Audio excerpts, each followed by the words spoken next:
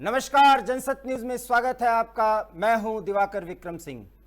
पूरी दुनिया कोरोना महामारी से जूझ रही है और अमेरिका में भी कोरोना महामारी का कहर जारी है। इससे वहां रह रहे भारतीयों में चिंता बढ़ चुकी है।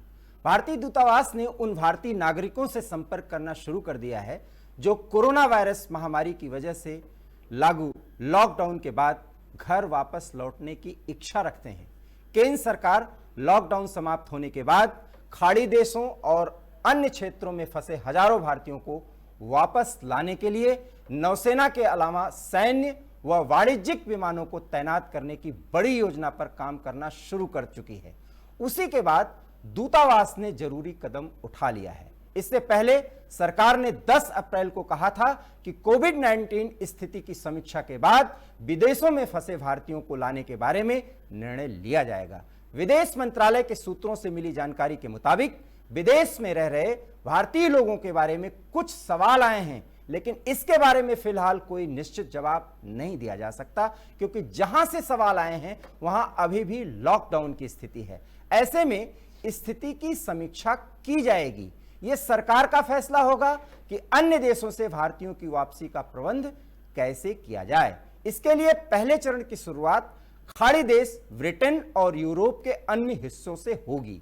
इसके बाद यूरोप और अमेरिका के बारे में विचार किया जाएगा।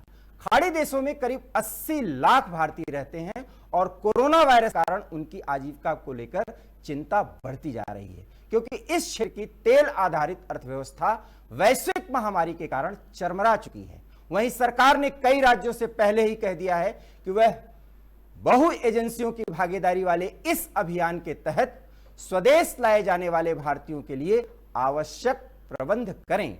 नागर विमानन मंत्रालय ने अभियान की योजना बना रहे कोर समूह से कहा है कि वो अभियान के लिए मालवाहक सहित करीब 650 वाणिज्यिक विमानों में से अधिकतर को उपलब्ध कराने के लिए तैयार रहे। और यह बताया गया है कि नौसेना और भारतीय वायुसेना से भी इस अभियान के लिए अपने कुछ संसाधनों को तैयार रखने को कहा गया है। ऐसा माना जा रहा है कि ऑपरेशन राहत के बाद यह सबसे बड़ा अभियान होगा और ऑपरेशन राहत के तहत 2015 में संघर्षग्रस्त यमन से 41 देशों के नागरिकों समेत 6700 लोगों को वापस लाया गया था। नौसेना ने इस अभियान के लिए आईएनएस जलाश्व और 2 अन्य पोतों को मार्क किया था। भारतीय वायुसेना भी इस अभियान के लिए अपने कई विमानों को तैयार कर रही है। तो कुल मिलाकर के जिस स्तर के तैयारी की जानकारी जनसत्य को लगी है, 4 मई के बाद अर्थात समीक्षा के बाद ये एक ऐसी भी स्थिति आ सकती है कि विदेशों में रह रहे भारतीयों के बारे में भारत सरकार पूरी तरह से ख्याल कर ले और वहां से जो अनुरोध आ रहा है उसको ध्यान में रख करके भारतीयों की वापसी सुनिश्चित की जाए। और कोई 1-2 की संख्या नहीं होगी, यह संख्या बहुत ज्यादा हो सकती है। और यमन से जो इवैक्यूएशन का एक दौर चला था उससे बड़ा ऑपरेशन हो सकता है। एक बहुत बड़ी खबर है। और अगर यह बात है तो किन परिस्थितियों में और इसका क्या प्रभाव पड़ सकता है, यह एक चर्चा का विषय हो सकता है। और आज इसी संबंध में हमारे साथ हमारे इस डिबेट में एक विशिष्ट पैनल है। राहुल लाल जो आर्थिक मामलों के जानकार हैं, आपका स्वागत है, वो इस डिबेट में जुड़ रहे हैं। प्रफुल्ल बख्शी साहब जो रक्षा विशेषज्ञ हैं और साथ ही साथ वैदेशिक मामलों के जानकार हैं, और रमेश ठाकुर जी जो विदेश मामलों पर लिखते हैं और अक्सर कई विदेशी चैनलों पर अपने विचार रखते हैं, जिसमें पाकिस्तान के कुछ विशेष चैनल हैं। रमेश ठाकुर जी, आपका बहुत बहुत धन्यवाद। और आप तीनों को आज इसी मुद्दे पर विचार रखना है कि वास्तव में भारत सरकार जो कदम अगला उठाने जा रही है उसके फायदे या नुकसान क्या हो सकते हैं, और अगर भारतीय लौटते हैं तो उनको यहां किस तरह से समायोजित किया जाएगा, यह भी एक बड़ा सवाल उठता है। सबसे पहले रमेश ठाकुर जी, आप क्या कहना चाहेंगे इस खबर पर? देखिए, जो फैसला है लिया जाना चाहिए इस समय, और जो संकट की घड़ी है, जो लोग खाड़ी के देशों में फंसे हुए हैं और कहीं पे भी हैं, उनको अगर अपने घर की चिंता है, बूढ़े माँ बाप गांव में हैं, घरों में हैं, अगर आना चाहते हैं ऐसे समय में, तो उनको लाना चाहिए, सरकार का काम होता है। लेकिन मुझे ये लगता है जो आप एक पूरा ब्लूप्रिंट जो तैयार करोगे, पूरा जो खाका जो बनाओगे, उसको क्रियान्वयन कैसे करोगे आप? क्योंकि अगर एयरलिफ्ट की अगर बात होती है, इस समय फ्लाइट चल नहीं रही है, उनके लिए आपको स्पेशल फ्लाइट भेजनी पड़ेगी और वहां कोई 1 लाख आदमी नहीं है, कई लाख आदमी है। कमोबेश अगर वहां से यहाँ लाए भी जाते हैं तो उनको क्वारंटाइन कैसे किया जाएगा, तो उनकी परीक्षण कैसे किया जाएगा, उनको बाकी जगहों पे कैसे भेजा जाएगा। मुझे लग रहा है जैसे पहले लॉकडाउन का जिस तरीके से फैसला गवर्नमेंट ऑफ इंडिया ने लिया था, उस समय कुछ ऐसी चीजें रह गई थी जिन बिंदुओं को सरकार को छूना नहीं था। इस बार भी मुझे ऐसा लग रहा है, देखो थोड़ा सा अगर हमें एक पर्दे के पीछे जाने की जरूरत है और थोड़ा सा गंभीरता से सोचने की जरूरत है, वो ये है कि अभी तो हमारे देश में ही प्रवासी जो भारतीय हैं, जो मजदूर हैं, वो जहां तहां फंसे हुए हैं, उनको ही हम लोग सकुशल गांव में नहीं पहुंचा पाए, कस्बों में नहीं पहुंचा पाए। पहले आप इनको तो पहुंचा दो, उसके बाद में आप दूसरे की सोचो। तो ये रमेश दो जी, चीजें हैं, मुझे लग रमेश रहा जी, कहीं ना कहीं। सर मेरा सवाल सुनिए। जी वो भी भारतीय हैं और वो जो विदेशी मुद्रा अर्जित करते हैं उससे भारत को फायदा होता है, और कुछ भी हो वो हमारे देश के नागरिक हैं, हमारे खून हैं, और अगर वो अपने देश वापस आना चाहते हैं तो ये व्यवस्था तो सरकार को करनी पड़ेगी। नहीं, इसमें कोई दो राय नहीं, व्यवस्था करनी पड़ेगी। इसमें व्यवस्था हम आप नहीं कर सकते, ये सरकार का काम पड़ता है, जिम्मेदारी उनकी बनती है। कहीं अभी जब जब ये गवर्नमेंट ऑफ इंडिया ने जो एक गाइडलाइन जारी की थी, उसके बाद में मैं पढ़ रहा था, उनकी गाइडलाइंस को मैं पढ़ रहा था, और मेरी दोहा में एक मित्र से मेरी बात हुई थी, तो वो कह रहे थे कि मेरे पास भारत के ऐसे मजदूर जो यहाँ पे काम करते, वो मेरे पास फोन आ रहे हैं, तो वो पूछ रहे हैं कि हम दूतावास तक कैसे पहुंचे, दूतावास से संपर्क कैसे करें। उन लोगों का संपर्क ही नहीं हो पा रहा है। पहले तो आप उन लोगों को इकट्ठा करेंगे, कितने लोग कहाँ पे हैं, किन जगहों पे हैं, कहाँ हैं, उनको एकत्र करने की ये बहुत बड़ी चुनौती है। ये सारी चीजों को जानकारी दे दूं, देख कम के से कम आप जनसत्य पहले। न्यूज के माध्यम से मैं अपने दर्शकों को जानकारी देना चाहता हूं कि जो भी भारतीय अगर इस तरह का प्रयास कर रहे हैं तो बाकायदा भारतीय दूतावास इसके लिए एक्टिव हो चुका है, और वहां पर आप आवेदन कर सकते हैं, वहां पर अपनी जानकारी दे सकते हैं, और अगर इस जानकारी के माध्यम से आपकी भारत वापसी सुनिश्चित हो सकेगी तो कम से कम जनसत्य का यह प्रयास सफल माना जाएगा। रमेश ठाकुर जी, अब आप आगे बोलिए सर। नहीं, बिल्कुल सही बात है। देखिए कि कुछ चीजें हैं, अभी हम अगर पूरे इंडिया की बात करें, इस समय जब लॉकडाउन है, एक ई पास का इन्होंने एक वेबसाइट जो बनाई हुई है, आप जाके देखिएगा, वो हैक हो रही है और जरूरतमंद लोगों को वो पास नहीं मिल पा रहा। तो ये सारी जो दिक्कतें इस समय आती हैं। आप वेबसाइट को जारी कर दो, आप हेल्पलाइन नंबर को जारी कर दो, जब तक वो काम नहीं करेंगे सही से, तो उन चीजों का क्या, इन सारी चीजों को आपको देखना पड़ेगा, मैनुअल तरीके से कुछ चीजें आपको हैंडल करनी पड़ेगी। दूतावास में कुछ ऐसे अधिकारियों की नियुक्ति करने की, नोडल अधिकारियों की नियुक्ति करनी पड़ेगी जो आपसे कनेक्ट हो सके, जो आपके फोन से कनेक्ट हो सके। ऐसा तो है नहीं कि दूतावास में ये नहीं होता है। दूतावास में तो पता ही होता है कि कितने लोग हमारे भारत के लोग यहाँ पे काम कर रहे हैं, उनको आइडेंटिफाई करो, एक एक नंबर से सब लोगों को पूछा जाए, आप किस स्थिति में हो, कहाँ हो, जाना चाहते हो या नहीं जाना चाहते हो। ये सारी चीजों को आप मैनुअल तरीके से करना पड़ेगा। मुझे लग रहा है इस बिंदु पे गवर्नमेंट ऑफ इंडिया ने थोड़ा सा अपना ध्यान केंद्रित नहीं करा। बहरहाल जो करा है, बता दूं जिस कि तरीके जो से खबरें मिली हैं हमें वो ये है कि बाकायदा दूतावास अब संपर्क कर रहे हैं, वहां जो संगठन बने हुए, चाहे वो खाड़ी के देश हो, चाहे अमेरिका, चाहे यूरोप में रह रहे भारतीयों से संपर्क किया जा रहा है बाकायदा, और वहां पर भी कई संगठन काम कर रहे हैं। उन संगठनों से राय मांगी जा रही है कि अगर आप स्वदेश वापसी चाहते हैं तो आप बताइए और उसके लिए आप रजिस्ट्रेशन कराइए ताकि आपकी वापसी सुनिश्चित किया जा सके। और जो हमें जानकारी मिल रही है वो ये है कि 4 मई के बाद एक्टिवेशन मोड पूरी तरह से प्रभावी हो जाएगा। खैर, हम इस पे राहुल जी रमेश जी आगे भी बात करेंगे।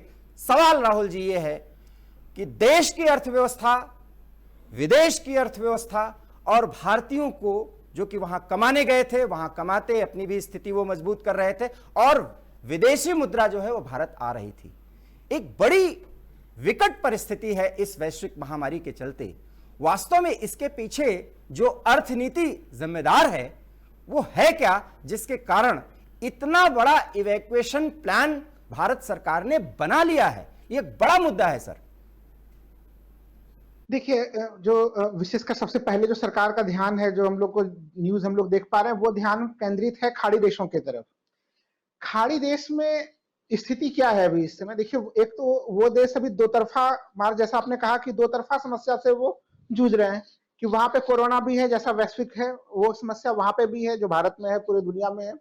दूसरी समस्या ये है तेल के गिरते दाम, या फिर कई बार हम लोग देख रहे हैं तेल के दाम निगेटिव हो जा रहे हैं, वो निचले स्तर पे चले जा रहे हैं। तो इसका मतलब क्या है कि चूंकि जो खाड़ी के देश हम निर्भर ही तेल अर्थव्यवस्था पे करते हैं, लेकिन चूंकि पूरे दुनिया में लॉकडाउन चल रहा है, आपूर्ति ज्यादा है, सप्लाई ज्यादा है और डिमांड कम है। हम लोगों ने देखा वो न्यूज भी कि अमेरिका ने कई अपने कुओं में जो है कि तेल के कुओं में आग लगा दिया जो है। इस तरह की भी कुछ घटनाएं जो है कि कुछ रूस वगैरह के कुछ इस तरह के न्यूज आए थे। तो एक तरह से सप्लाई बहुत ज्यादा है, डिमांड नहीं है, तो ऐसे स्थिति में तेल का पूरा कारोबार जो है वो उसमें काफी भारी मात्रा में छटनी हो रही है लोगों को।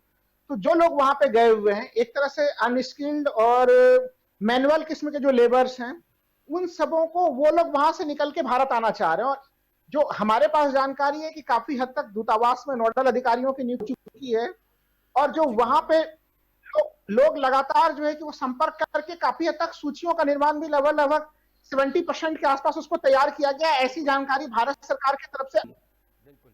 तो इसका पूरा वर्तमान में लब्बो-लुआब क्या है? लब्बो-लुआब ये है कि उन लोगों को भारत लाया जाए, क्योंकि अभी वहां पे ना तो किसी प्रकार की आर्थिक गतिविधि, और वो लोग आना चाह रहे हैं क्योंकि अब उनके पास समस्या वही है जो भारतीय श्रमिकों के पास है। उनके पास अब खाने के लिए जो है कि वो कई लोग बता रहे हैं कि उनके पास बिल्कुल पैसे नहीं है, या फिर आने वाले कुछ दिनों में वो समाप्त हो जाएगा, उनका सब कुछ समाप्त हो जाएगा। तो इस परिस्थितियों में वो भारत आना चाह रहे हैं। भारत सरकार इसके लिए बिल्कुल गंभीरता से तैयार है, लेकिन भारत सरकार एक चीज ये भी कह रही है कि जिन राज्यों के लोग हैं वो राज्य पहले अपने अपने नागरिकों के लिए जो आ रहे हैं विदेश से, उसके लिए क्वारंटाइन सेंटर का निर्माण करें। वो राज्य जब तक इसके लिए हामी नहीं भरेंगे अपने क्वारंटाइन सेंटर की, मान लीजिए किसी के यहाँ पे, जैसा ठाकुर साहब अभी बोल रहे थे कि ये संख्या बिल्कुल सही कह रहे हैं वो, ये संख्या काफी बड़ी है। तो जब ये काफी बड़ी संख्या है तो अलग अलग पर काफी दबाव आएगा, तो वो राज्य उसके लिए पहले अपना इंतजाम कर ले। ये सारे चीजों में कोऑर्डिनेशन करने का प्रयास हो रहा है यहाँ। मैं राहुल जी आपके पास आता हूं, लेकिन retired wing commander Praful Bakshi साहब, बात अभी तक सिर्फ दोनों ने खाड़ी की है, और मैं जो जानकारी दे रहा हूं वो ये है कि अमेरिका में सबसे ज्यादा सक्रियता है कि अमेरिका से भारतीय वापस आना चाहते हैं। जहां अमेरिका में जाना एक प्रतिष्ठा की बात हुआ करती थी, कम से कम पिछले 2 दशकों से या 2.5 दशकों से अगर कहा जाए तो, और उसी अमेरिका से भारतीय वापस आना चाह रहे हैं और इस पे दिन रात काम करना पड़ रहा है विदेश मंत्रालय को। एक बहुत बड़ी खबर है सर, क्या इंपैक्ट है ये बिल्कुल ठीक कह रहे हैं आप, ये खबर बहुत बड़ी है। पर मैं एक हम्बली आपको एक बात बताना चाहता हूं। हमारा जो मुद्दा है, हम उससे जरा विचलित ना हो, अलग ना हो। सबसे बड़ा मुद्दा है कि हमको इन लोगों को लिए जो अमेरिका में हो, यूरोप में हो या खाड़ी में हो, कैसे वापस लाया जाए, इस पे कंसंट्रेट करें। आपको राहत का ऑपरेशन पता है, जनरल वीके सिंह ने कैसे काम किया था। अगर आपको पता होना चाहिए तो आपके पास में पूरी की पूरी वो सूची उनके पास में है, जो तरीका अपनाया था, किस तरीके से उन्होंने कोऑर्डिनेट किया था, 6,500 लोगों को, 6700 लोगों को किस तरीके से वापस किया था। एक बार आपके यहाँ पे ऑर्गेनाइजेशन तैयार हो जाए दिल्ली के अंदर, उसके बाद में सारे विदेशी अपने एम्बेसीज को कांटेक्ट करके और उनके वहां से अपने भारतीय मूल के लोगों को कनेक्ट करना इतना डिफिकल्ट नहीं है जितना हम बना रहे हैं। को प्रोवाइडेड हम इसके ऊपर एक निर्णय लें, और एक बार निर्णय लेंगे तो आपके पास साधन सारे हैं। एयरफोर्स के 4 टाइप के एयरक्राफ्ट रेडी हैं, globe master, Hercules, IL-76 ship, 6 type के शिप आपके पास रेडी हैं, और 350 एयर रेडी हैं। प्रॉब्लम कोई नहीं आएगी, प्रॉब्लम सिर्फ है आपकी सूची तैयार करने में। ये जो ब्यूरोक्रेटिक टैंगल होता है, यहीं पे प्रॉब्लम आती है, उसको दूर करने का तरीका है। मैं आपको कुछ जानकारी देना चाहता हूं कि वहां पर ऐसी स्थिति है ही नहीं, क्योंकि दूतावास बाकायदा वहां पर जो भारतीय समूह है उनके बीच में, जो संगठन है उनके बीच में जानकारी दे रहे हैं और कह रहे हैं कि आप कब तक वापसी चाहते हैं, कितने लोग जाना चाहते हैं, किन परिस्थितियों में जाना चाहते हैं, क्या आपके टर्म्स एंड कंडीशन है, यहां तक बात की जा रही है। यह जानकारी हम जनशक्ति न्यूज के माध्यम से आपको देना चाहते हैं। बिल्कुल बिल्कुल ठीक है, और मैं जनरल वीके सिंह से बात कर चुका हूं, वो कहते हैं इसमें कोई प्रॉब्लम नहीं आएगी। एक बार सरकार ने निर्णय ले लिया, एकदम से ऑन वॉर फुटिंग काम हो सकता है। ये काम इतना डिफिकल्ट नहीं है। डिफिकल्ट है आपका यहां से पटना से लोगों को बचाना, यहां से बनारस पहुंचाना, क्योंकि आपकी इंटरनल जो ये मशीनरी है ये काम नहीं करती, सिविल डिफेंस काम नहीं करता, आपने लॉजिस्टिक्स अरेंजमेंट की ट्रेनिंग नहीं करी है, आपकी ब्यूरोक्रेसी को कोई अंदाजा ही नहीं है। ये प्रॉब्लम है, ये इसको दूर आज करने जो के भी लिए हम लड़ रहे हैं, हम कोरोना वीर हैं, ठीक है, हमें कमियां निकालनी चाहिए, लेकिन ये बात इससे भी आगे की है। और सवाल वो ये है कि जितने भारतीय खाड़ी देशों को एक रख लीजिए, एक तरफ यूरोप में रह रहे भारतीयों को रख लीजिए, एक तरफ अकेले अमेरिका में और बाकी अन्य जगह पर, और यही है कि भारत, मेरा पूरा सवाल सुनिए सर, ये सवाल बहुत अहम है कि भारत की स्थिति से सब वाकिफ हैं कि भारत ही जाकर के अब सुरक्षित रहा जा सकता है। पहली बात तो देश की छवि बहुत अच्छी हो रही है और अमेरिका से सबसे ज्यादा लोग वापसी चाह रहे हैं। सवाल मैं आपसे करूंगा राहुल, बड़ा सीधा सा सवाल है, जब इतने, मैं ये जवाब देना चाहूंगा इसका। जी आप दीजिए। मैं ये बताना चाहता हूं, अब राहत के बाद में 250 कंट्रीज ने इंडिया को अप्रोच किया था और अभी भी कर रहे हैं कि आप हमको मदद कीजिए आप, और उस समय जनरल वीके सिंह को नाम से बुला रहे थे। अभी आप भी इस बात वो मंत्री हैं, उनका काम ही है सर, ठीक है, आप भी सेना में रहे हैं सर, आप रिटायर्ड विंग कमांडर हैं जनरल वीके सिंह साहब, वो हम भी जानते हैं, लेकिन उससे अलग सवाल है। सवाल यह है कि जितने भारतीय इस तरह से वापस आना चाहते हैं, जब देश में आएंगे तो कोविड की स्थिति अभी भी है, उनकी व्यवस्था, सवाल सुनिए सर पूरा, उनकी व्यवस्था करना और उनको समायोजित करना, और जिस काम में थे वो यहां पर भी आकर के उनको उसी स्थिति में ला देना एक बहुत बड़ी चुनौती है, एक बहुत बड़ी चुनौती है। इसको हम कैसे पूरा करेंगे? ये बिल्कुल चुनौती है, मैं आपको बताता हूं। अगर आप मेरे को समय देंगे, मैं आपको अपना आर्टिकल दे दूंगा जो मैंने यहां पे लिखा है, इंडिया में किस तरीके से करना है। अगर हमको करना है तो इस समय हमको फौज की, रेलवेज की एक संस्था बनानी है सीडीएस के अंडर, और अपने कैंप्स बनाने पड़ेंगे सबसे पहले, और उन कैंप्स में सारे के सारे जो भारतीय यहाँ पे जो लोग हैं उनको डाल के उनको एक जिसको कहता है पूरा इंसुलेट करना पड़ेगा, और जो इन्फेक्टेड है उनको वहीं रखना, और जो डिसइंफेक्टेड हो गए हैं और जो बिल्कुल ठीक है उनको कॉन्वॉयज में, मिलिट्री रेलवे ट्रेन में और एयरक्राफ्ट के अंदर हर एक स्टेट में पहुंचाया जा सकता है। और जहां पे उनको आप पहुंचाओगे वहां पे भी ये कोरोना स्टेशन बने होंगे जहां पे उनको रिसीव किया जाएगा और उनको फिर सेग्रीगेट किया जाएगा। ये एक जो कार्यक्रम है ये ओवरनाइट नहीं हो सकता, इसके लिए हमें तैयारी करनी चाहिए थी जो अभी तक हमने नहीं करी, पर अब हम कर सकते हैं। ये अभी भी हमने 1 महीना वेस्ट कर दिया है जब हमने ये सुझाव दिया था, यही जो मैं बोल रहा हूं इसका सुझाव जा चुका है और अभी तक उसके ऊपर कोई कार्य नहीं हुआ है क्योंकि हमारी आवाज नहीं है। ये प्रॉब्लम इस बात की होती है, लोग समझ नहीं सकते है, और आवाज ही नहीं, सरकार के भी प्रयासों की जानकारी हम दे रहे हैं। हमने इसलिए ये मुद्दा उठाया है कि एक बहुत बड़ी बात है कि अपने देश के 130 करोड़ नागरिकों का तो हम ख्याल रख ही रहे हैं, साथ ही जो भाई हमारे विदेश में बसे हुए हैं स्थायी रूप से अगर भी वो वापस आना चाहते हैं तो उनको भी हम यहां पर फिर से बसाने की तैयारी कर रहे हैं। सर रमेश ठाकुर जी, अगर ये तैयारी है और सरकार का ये प्रयास है तो चुनौती अब केंद्र और राज्य दोनों सरकारों पर आने वाली है, और उस चुनौती का सामना करने के लिए हमें करना क्या होगा? नहीं, बिल्कुल कर्नल बख्शी साहब ने जितनी वाजिब चिंता है उन पे प्रकाश डाला है। ये इतना मुश्किल नहीं है, लेकिन मुश्किल हम लोगों ने बना दिया है। जनरल वीके सिंह का उदाहरण बख्शी साहब ने दिया, बिल्कुल माकूल उदाहरण दिया। जब 2 साल पहले जब मामला हुआ था तब इन लोगों ने एयरक्राफ्ट करके एक एक व्यक्ति को सकुशल भारत में ला दिया, तो ये भी करना बड़ा आसान है। मुझे लग रहा अब स्थितियां बहुत ज्यादा बिगड़ चुकी हैं, स्थितियां इतनी बिगड़नी नहीं चाहिए थी। 1 महीने पहले ही बख्शी साहब कह रहे हैं ये सुझाव हम लोगों ने दे दिया था, भाई क्यों नहीं माना आप लोगों ने? क्या सरकार के जो नुमाइंदे हैं, जो सरकार के मंत्री हैं, क्या उन्हीं की आवाज होती है? क्या जनरल बख्शी साहब जैसे लोगों की आवाज नहीं होती है? विक्रम साहब की जैसी आवाज नहीं होती है? राहुल लाल जैसे लोगों की आवाज नहीं होती है? सबकी आवाज होनी चाहिए। सवाल मेरा सुनिए, ये मुद्दा ही नहीं है। जब आप पूछ रहे हैं कि आपको कैसे कब आना है, क्योंकि अभी वहां पर कुछ लोग नहीं तैयार हैं, सरकार की तरफ से यह प्रयास है कि जो लोग आना चाहते हैं वो बाकायदा आए, और अगर यहां बसना चाहते हैं तो वे यहां से न जाएं, यहां तक की तैयारी हो रही है।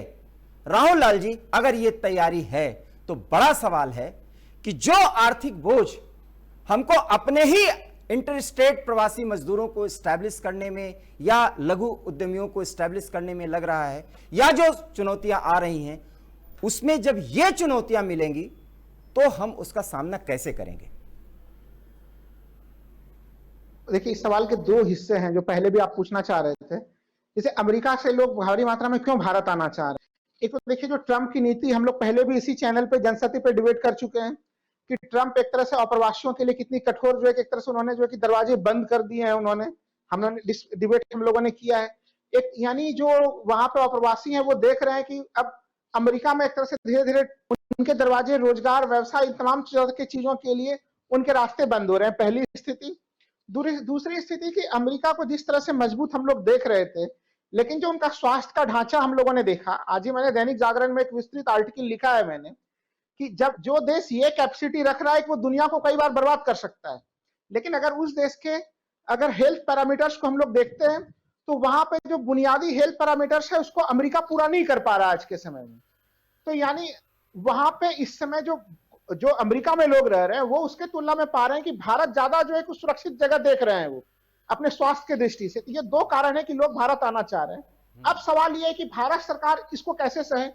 देखिए, जो अमेरिका से लोग आ रहे हैं, हम अगर भारत में अब जब आगे हमें अपने इस अर्थव्यवस्था को खोलना भी है, इसे बूम भी करना है। जी। भारत सरकार के लिए इसमें हम लोगों के लिए एक तो उन लोगों को यहाँ पे लाके इस अर्थव्यवस्था का हिस्सा अगर बनाना है तो एक चुनौती भी है, लेकिन एक अवसर भी है। मैं बार बार कहता हूँ कि हर बिल्कुल, और मैं यही जानना चाहता हूँ अवसर जो है जी, नहीं, अवसर ये है कि देखिए, हम लोग हमेशा से बचपन से पढ़ते आ रहे हैं ब्रांड की, हमेशा जो है कि जो अच्छे जो है कि चीजें हैं वो अमेरिका चले जा रहे हैं, देश को सेवाएं नहीं मिल पा रही हैं।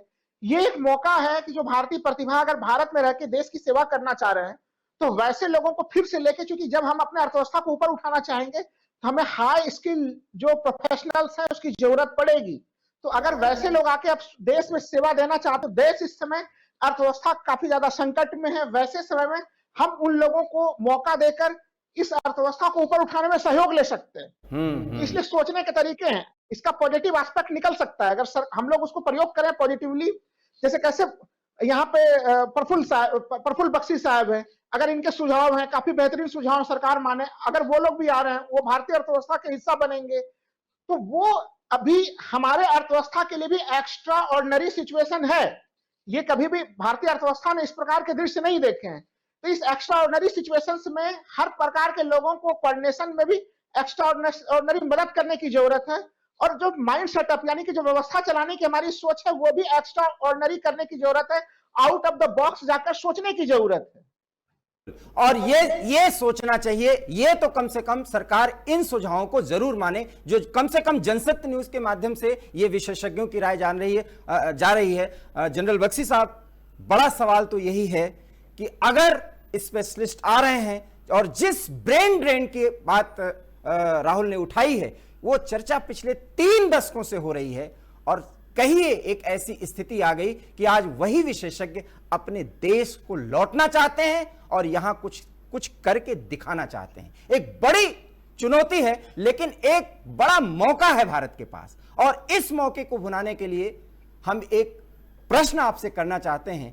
लगभग 3-4 दिन पहले या पिछले संडे को जिस तरह से संघ प्रमुख ने कहा कि स्वदेशी पर अब हमें जोर देना होगा, और वो स्वदेशी का जो कंसेप्ट होगा उसमें गुणवत्ता लानी होगी, क्या इस तरह के जो विशेषज्ञ हों, चाहे वो जो क्षेत्र हो भारत का, उसमें वो अपना योगदान दे करके सचमुच में भारत को विश्व गुरु बना सकते हैं क्या?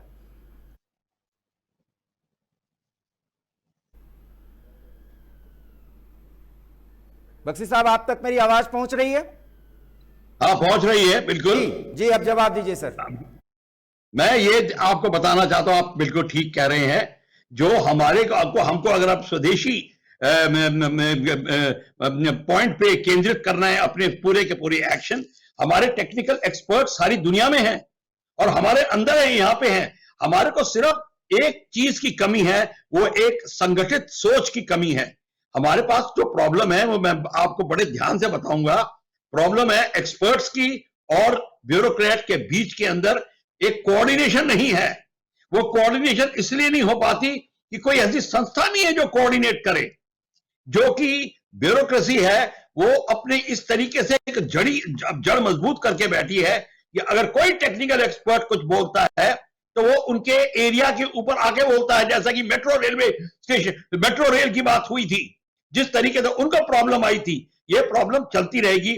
सबसे पहले प्रधानमंत्री को इस प्रॉब्लम को सॉल्व करना होगा। जब तक ये नहीं होगा तो ये हम हर स्टेप पे पकड़े जाएंगे। अब मैंने जैसे आपको एक वीके सिंह साहब का उदाहरण दिया, अगर हैरान हो रह रही जाएंगे है। अगर वो उनको अभी तक किसी ने बुलाया ही नहीं, सारी टेक्निकल एक्सपर्टीज उनके पास में है, अभी तक अनाउंस हो जाना चाहिए। ठीक, रमेश क्यों नहीं ठाकुर जी, किया? अब ऐसे में सवाल यह है कि 4 मई के बाद अगर ये स्थिति बनती है तो चरणबद्ध तरीके से जो वापसी होगी उसमें किस राज्य को कितना फायदा और कितना दबाव हो सकता है, जहां तक स्वदेश आने वाले भारतीयों का सवाल है। लगता है रमेश ठाकुर जी तक मेरी आवाज नहीं जा पा रही। रमेश जी, आपको मेरी आवाज सुनाई पड़ रही है? राहुल जी, आप तक मेरी आवाज जा रही है? राहुल जी, आप मुझे सुन पा रहे हैं? हाँ, हम मेरे पास आ रही है आवाज। सवाल यह है कि जब ये इतनी बड़े मात्रा में भारतीयों की वापसी होगी तो किन राज्यों पर ज्यादा दबाव बढ़ सकता है, जहां तक संसाधनों का प्रश्न है, क्योंकि हमारे पास भी संसाधन बहुत सीमित हैं। और जैसा कि रघुराज रामन जी ने आज राहुल गांधी के साथ एक इंटरव्यू में कहा है कि 65,000 करोड़ की जरूरत है, हालांकि उससे ज्यादा की व्यवस्था हमारे पास है। ऐसे में कम से कम जो भारतीय वापस आना चाहते हैं और अपने देश में ही अपना योगदान देना चाहते हैं, अगर ये सुअवसर है तो फिर किन राज्यों को एक बहुत सुनहरा अवसर मिलेगा और किनके लिए एक बड़ा दबाव भी बन सकता है? राहुल लाल। नहीं, देखिए इस आपके प्रश्न के उत्तर देने से पहले मैं एक और उदाहरण दूंगा। जैसे अभी मान लीजिए कि अभी एफडीआई का मामला था। हम लोगों ने देखा कि चीन जो है कि दुनिया भर में जहां जहां शेयर बाजार गिर रहा है वहां पे काफी तेजी निवेश कर रहा है और भारत ने रोक लगाई, क्योंकि हमारे यहाँ पे एक तरह से एचडीएफसी में भी चीन ने काफी ज्यादा निवेश किया। तो अब एफडीआई के ऊपर, चीनी एफडीआई के ऊपर यह नियंत्रण बना कि अब सरकार से अनुमति के बाद ही वो प्रवेश करेंगे। अब देखिए इसके बाद से चीनी मीडिया में धमकी क्या दी जा रही है? चीनी मीडिया में धमकी दी जा रही है कि चूंकि हम लोग फार्मास्यूटिकल में काफी आगे हैं, तो हमारा तीसरा पोजीशन है, जेनरिक दवाओं में हम लोग पहले नंबर पे हैं दुनिया में, लेकिन अब चीन धमकी दे रहा है कि चूंकि उसके 80% जो कच्चे माल है हम लोग चीन से ही ले रहे हैं। तो चीन की धमकी है कि हम लोग, अगर भारत इस तरह से एफडीआई के ऊपर कठोर नजरिया भारत रखेगा तो हम लोग वो कच्चे माल नहीं देंगे। अब ये स्थिति है। लेकिन जब इस तरह के एक्सपर्ट हम ला रहे हैं और तमाम तरह की चीजें कर रहे हैं, तो ये कम लागत में देश के भीतर भी कैसे हम लोग जेनरिक दवाओं से संबंधित कच्चे माल बना सकें, ये बहुत आसान होगा। इसलिए मुझे नहीं लगता है कि अगर इस सोच के साथ कोई भी राज्य, जो चाहे उत्तर के राज्य हो दक्षिण के राज्य, क्योंकि दक्षिण के राज्यों से जो है काफी ज्यादा प्रवासी जो है कि वो केरल वगैरह से तो खाड़ी देशों में काफी ज्यादा लोग गए हैं, तो वहां पे खाड़ी देशों का दबाव होगा। उत्तर भारतीय राज्यों से अमेरिका वगैरह में काफी ज्यादा लोग हैं, यूरोप वगैरह में काफी ज्यादा लोग गए हुए हैं। तो एक तरह से उन राज्यों से मेरा अनुरोध है कि वो राज्य का भी नजरिया यही है कि वो उसको बोझ के रूप में देख रहे हैं। इसलिए अभी तक उन्होंने केंद्र सरकार को कोई रिपोर्ट नहीं भेजी है। उनका रवैया काफी धीमा है उनका। उन राज्यों को चाहिए कि वो स्पेशलिस्ट हैं, प्रोफेशनल्स हैं, वो आएंगे। पहली बार देश में ऐसी स्थितियां, ठीक है कोरोना के कारण ही बन रही है, तो उनका स्वागत करें, उनको गले एक तरह से यहाँ पे स्वागत करके उनको इस व्यवस्था का हिस्सा बनाएं उनको। तभी हम लोग अपने अर्थव्यवस्था को बहुत तेजी से देखिए आगे ले जा सकेंगे। अभी इस समय तो आगे आने वाले राहुल, ऐसा भी तो है कि अगर वो आएंगे तो विदेशी पूंजी भी ला रहे हैं, ये भी तो है। बिल्कुल ऐसा तो है नहीं कि कोई खाली हाथ लौट रहा है। देखिए जैसा आपने कहा कि मोहन भागवत साहब ने बड़ा खुल के कहा था कि हमारे स्वदेशी में गुणवत्ता चाहिए। तो देखिए स्वदेशी के साथ समस्या यही है। आज हम लोग देख रहे हैं कि हमारे टेक्सटाइल में हमें कौन टक्कर दे रहा है? बांग्लादेश टक्कर दे रहा है। चीन के बाद दुनिया में जो है कि सेकंड नंबर पे वो जगह पे आ चुका है, जबकि उसमें कभी हम लोग की बासात होती थी। तो आपके पास निवेश भी होगा जब आपके पास कंपनी में अच्छे अच्छे आपके, देखिए सोच जो है वो सबसे बड़ी होती है। जैसा बख्शी साहब ने कहा भी कि उस तरह के सोच को समन्वित करने की जरूरत है। जब आप उसको कोऑर्डिनेटेड करते हैं, उसका परिणाम जो हम लोग सोच रहे हैं उससे काफी ज्यादा बड़ा परिणाम आएगा। चूंकि इस समय आगे आगे आने वाले कई तिमाही तक हमारे अर्थव्यवस्था का ग्रोथ रेट माइनस में हो सकता है, पूरे दुनिया में यह स्थिति रहेगी, उस माइनस को पॉजिटिव अर्थव्यवस्था में बदलने के लिए इस तरह के उपाय काफी ज्यादा प्रासंगिक होंगे। राहुल, मैं यही जानना चाहता था, क्योंकि जो स्थिति अमेरिका में आ रही है, जो कि दावा करता था कि उससे शक्तिशाली और अमेरिका फर्स्ट के सारे नारे सब कुछ ध्वस्त हो गए सिर्फ 2 महीने में, लेकिन भारत अभी खड़ा है और वही खड़ा है 130 करोड़ भारतीयों की ताकत पर। रमेश ठाकुर जी, हमारे पास समय बहुत कम है, एक अवसर भी है, एक चुनौती भी है, ऐसे में अब हमें क्या करना है? बहुत ही संक्षिप्त में, बहुत सर, समय हमारे पास बहुत कम है।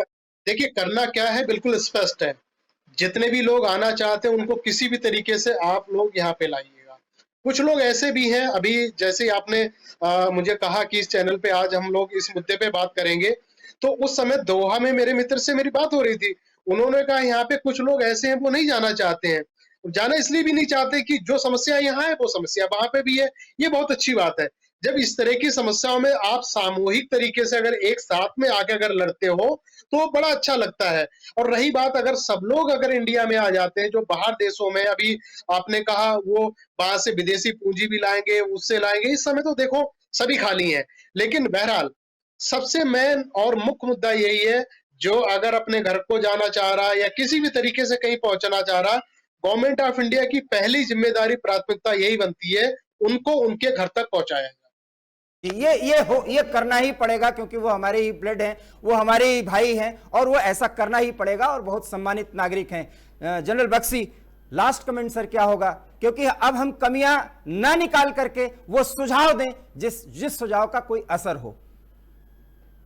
सबसे बड़ा सुझाव ये होगा कि इस समय defence ministry, home ministry, CDS के अंडर में और रेलवे मिनिस्ट्री, ये 3 मिनिस्ट्रीज हैं, ये एक साथ मिलकर सोचें कि हमको अब किस तरीके से करना है। सबसे पहले लॉजिस्टिक्स अरेंजमेंट, जो कैंप्स बनेंगे यहां पे, उनको किस तरीके से चलाना है, विद मेडिकल सर्विसेज पूरी देनी है। फिर लॉजिस्टिक्स कॉन्वॉय कैसे बनने हैं, रेलवेज कैसे चलेंगी, और बाई एयर कैसे जाएंगे, और जहां पे रुकेंगे, जैसे पटना में उतारा आपने, और किसी भुवनेश्वर उतारा, वहां पे उनके जो एडमिनिस्ट्रेटर्स हैं वहां कैंप्स बनाएंगे, और तब उनको छोड़ेंगे जब वो बिल्कुल क्लियर होंगे, और उनको गांव तक पहुंचाने की सहूलियत सिविल डिफेंस की, होम गार्ड की जो होगी और पुलिस की होगी, कंबाइन देंगे। पैरामिलिट्री सर्विसेज रेडी रहेंगी हर जगह अपना योगदान देने के लिए। ये एकदम से इस समय जनरल रावत को बुला के उनको हैंडओवर करना होगा, ये टास्क, जो कि इंटर गवर्नमेंटल टास्क है, इंटर मिनिस्ट्रियल टास्क है। इसको करके और एक्सटर्नल अफेयर के लिए जनरल वीके सिंह को लाना पड़ेगा और एकदम से काम शुरू करना पड़ेगा। अब इसमें देर नहीं कर सकते। जी जी जी, प्रफुल्ल बख्शी साहब, ये तो सरकार को तय करना है कि वो अपनी कोर कमेटी में किसको रखे, क्या तय करती है, लेकिन निश्चित रूप से एक बड़ा सवाल है, क्योंकि बड़ी संख्या में भारतीय अब स्वदेश वापस लौटना चाहते हैं, और वापसी वो यहां करें तो यहां पर स्थापित होकर के इसी मुख्य धारा में इसी देश को आगे बढ़ाने के लिए अपना प्रयास कर सकें। इसके लिए केंद्र और राज्य सरकारों को मिलकर के काम करना होगा, और इसके बारे में कुछ तैयारी भी कर ली गई है। वो प्रक्रिया बड़ी लंबी भी हो सकती है और एक बड़ा काम हो सकता है, जिसको केंद्र और राज्य सरकारों को मिलकर के करना ही होगा। आप तीनों एक्सपर्ट ने अपनी राय रखी, जनसत्य के न्यूज के माध्यम से कम थोड़ा ही सही, लेकिन बड़ी राय जा रही है कि अपने देश के लोगों को अगर लाया जा रहा है तो जो ब्रेन ड्रेन की समस्या से हम जूझ रहे थे, हो सकता है कि अब वो समस्या समाप्त हो जाए। तो कोरोना में भी हम पॉजिटिविटी ढूंढ रहे हैं, और निश्चित रूप से इस पॉजिटिविटी के माध्यम से ही हम कोरोना को हरा पाएंगे और अपने देश को वहां पहुंचा पाएंगे जहां हमारी हसरत है। फिलहाल जनसत्य न्यूज में इतना ही। आप तीनों हमारे इस डिबेट में भाग लिया, आपका बहुत बहुत धन्यवाद। और आप सभी दर्शकों से अनुरोध है कि अगर आप विदेश में आपका कोई संबंधी रहता है, कोई भी व्यक्ति रहता है, वो जनसत्य न्यूज से संपर्क करके हमसे जानकारी ले सकता है। हम सहर्ष पूरी जानकारी उसे उपलब्ध कराएंगे और आपकी बात सरकार और अन्य लोगों तक पहुंचाने की कोशिश करेंगे। फिलहाल जनसत्य न्यूज में इतना ही। बहुत बहुत धन्यवाद, नमस्कार। अगर आपको ये हमारा वीडियो पसंद आया हो तो इसे शेयर करिए, इसे लाइक करिए और हमारे चैनल जनसत्य न्यूज को सब्सक्राइब करिए। बहुत बहुत धन्यवाद, नमस्कार।